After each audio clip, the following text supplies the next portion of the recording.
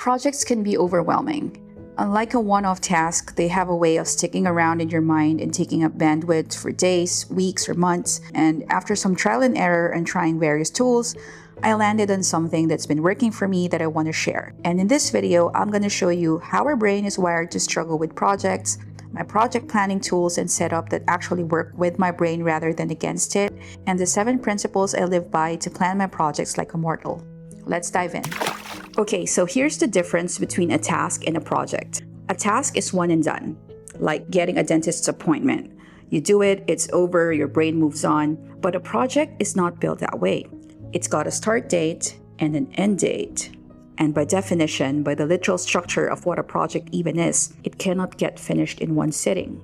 So you have time constraints, depleted energy, having an actual life, and that interruption holds the key to our understanding of why projects can be such a stressor. So, there's the psychologist Maria of Siankina, and she did an experiment in the late 1920s. She gave the participants manual tasks, and partway through, they were interrupted and asked to switch to another task. And what she found was people wanted to go back and complete the interrupted activity even if they had a choice not to continue. And that's what researchers call the Siankina effect, named after her. And what it's pointing at is something pretty basic about how we're wired, that we need closure. We just can't tolerate open loops very well. If I don't know how I'm going to finish something, my brain just keeps looping. And I'm not alone in this. Studies have actually found that something as simple as writing down where, when, and how you're going to do a thing, that alone can lower work-related stress and helps you disconnect from work. It's like you're giving the loop an actual visible path to closing. Okay, so that's the mechanism. But for me, the actual mindset shift that made projects more bearable came from a book, 4,000 Weeks by Oliver Burkeman. And the idea that stuck with me is this idea of finitude. We have finite time, finite energy, and once we actually accept that we cannot do everything and anything in this lifetime, we can just relax to that fact. And for me, I've been experimenting with different things over the years, and I ended up designing my own template, which I'm linking below if you're interested. It's optimized for the remarkable move, which I have talked about in my other videos, but the logic works whether you're going analog or digital. So, there are 6 parts to this. The first one is the index. So this is where I put every project I've actually committed to, not the half-baked ideas or raw concepts, but those that I've set to actually do. And the rule for myself is if it's not on this page, it's not real yet. So that guides my attention whenever I'm feeling scatterbrained. And if it's just a thought, it goes to another page, which I access by tapping here. And that page is the quick note. So every random idea about products, content, my newsletter, they go here.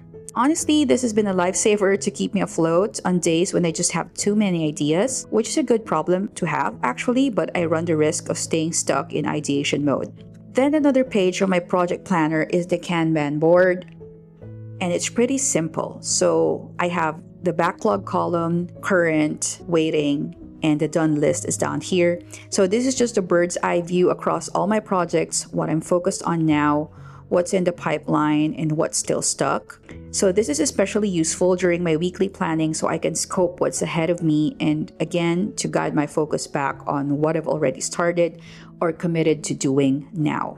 Then you have the star of the show where the real granular planning happens per project, and that's the project dashboard, which I access from the index here. So for instance, this is the project dashboard for the reading journal. Each project has a grid space here for quick notes or a Gantt chart of the project.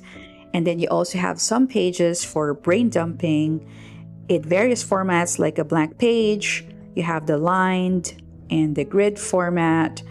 And when we come back to the overview of the dashboard, you'll see a breakdown of the steps as well here. And each step or milestone gets its own dedicated space if you need more space to hash them out. So this is so useful for me when I'm planning my content. So I just add the steps of the production process and write notes for each here. Then sometimes when I'm writing out my script, I can also use the sections of the video as milestones and then handwrite the script within each of those sections. Then you also have the monthly calendar view. So the thing is, I think in calendars. So when I try to picture a date or a stretch of time, I'm not seeing a list in my head. I'm seeing an actual grid like this. And that's just how my brain grabs onto time. So this page exists because it gives me a chance to plan my projects out in a visual way, like deadlines, stretches of time I'm working on something, etc. And it's easy to move things around when plans change. And lastly, the to-do list. This one's tagged on my Move so I can quickly access it from the home page. And it's the first page I check and the last page I fill in after a deep work session working on a project. It's like my next step list across every single project I've got running, so my brain knows I just need to go to this one page and I'll know exactly what I'm doing next. And that removes the friction of picking up a project right where I left it off. So that's the structure. Now let's get into the 7 principles I live by when planning and executing a project. So the first one is budget and track your time for each of the project steps. So before I start something, I take a guess at how many pomodoros that will take, and I just draw a circle here like so. And I talk about the pomodoro as a unit of time, like a 25-minute working block. And I want to be clear that this isn't about obsessing over time blocking or anything like that. It's just to stop ourselves from overcommitting, because I used to be so bad at this. Like, I'd think something would take 20 minutes and then 3 hours later, I'm still doing it. So I pair that guess with actually tracking the real time it takes. So I usually use either an app like Toggle or a timer like this. So whatever works for you. You'll be surprised by how much insight it can give you, because we generally do not know how long things take us until we've measured it a handful of times. And most of us are wildly optimistic by default. And so what happens once you do this for a while is you start noticing your own patterns. Like, for instance, this kind of task like scripting, that always takes me at least 4 pomodoros. So I know the next time around to budget that much time in my workflow. So how I distinguish between my guess and the actual time it took me to do that step is the yellow ones are my guesses, and the black lines are the actual time it took me. And the second principle has something to do with the quick note page I mentioned earlier. And the function of this page is that the second an idea shows up, no matter how good it seems in the moment, gets sparked. Because when idea is captured, at least you know that your brain can finally let it go.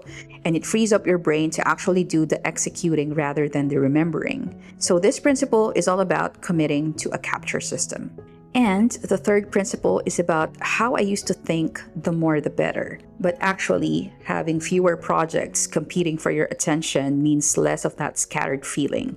And the Kanban board really helps me live by that third principle. Because you cannot be calm holding 5 open loops at once. Well, at least I know those loops, what they are. But I can just focus my efforts on the center column. So that means 1 to 2 focus projects a week. And I noticed that I get more satisfaction and I'm actually more effective doing it this way, because I get to channel my energy to fewer things and to close that loop first before starting another. The fourth principle is more of a meta concept, which is having a reliable source of everything related to your projects. And that for me is this planner. This is my one source of truth, as they say, for everything project related. And it just helps alleviate anxiety, knowing I have everything related to my projects here, all my ideas, all my scripts, my to-do lists. And another benefit is that it helps me switch my brain away from other life modes like leisure mode, content consumption mode, to project execution or ideation mode whenever I'm using it. Now, the fifth principle is all about breaking the project down on purpose into smaller steps. Because, here's the thing, each one of those smaller steps is its own little loop.